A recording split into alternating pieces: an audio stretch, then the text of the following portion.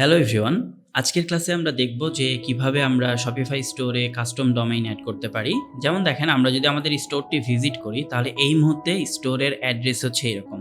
But আমরা যদি ফেসবুকের দিকে খেয়াল করি তাহলে ফেসবুকের ডোমেইন নেম হচ্ছে facebook.com। ইউটিউবের দিকে যদি খেয়াল করি তাহলে ইউটিউবের ডোমেইন নেম হচ্ছে youtube.com। সো আমরা চাইলে আমাদের ওয়েবসাইটেরও এরকমভাবে কাস্টম ডোমেইন ক্রিয়েট করে নাম দিতে পারি।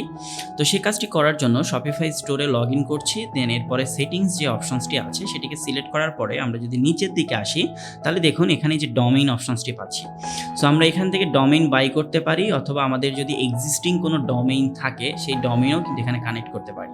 তো আমরা কিভাবে ডোমেইন পারচেস করতে পারি? ডোমেইন পারচেস করার জন্য বিভিন্ন ধরনের ওয়েবসাইট আছে। যেমন আমরা যদি এখানে হোস্টিঙ্গারে যাই, সো আমরা যদি এখানে হোস্টিঙ্গারে চলে আসি তাহলে হোস্টিঙ্গার হচ্ছে এমন একটি প্ল্যাটফর্ম যেটার মাধ্যমে আমরা ডোমেইন এবং হোস্টিং পারচেস করতে পারি। ডোমেইন হচ্ছে আপনার ওয়েবসাইটের নাম, লেটস সে facebook.com, youtube.com, এগুলো হচ্ছে ডোমেইন। আর প্রত্যেকটা ওয়েবসাইটের ডেটাগুলা যেই সার্ভারে স্টোর করে রাখা হয় বা যেই জায়গাতে স্টোর করে রাখা হয় সেটাকে বলা হয় hosting. So domain hosting purchase করার জন্য হোস্টিঙ্গার, এছাড়া নেমচিপ, এরকম আরও অনেক ওয়েবসাইট আছে যেগুলো থেকে ইয়ারলি বেসিসে সাধারণত ডোমেইন হোস্টিং পারচেস করা হয়।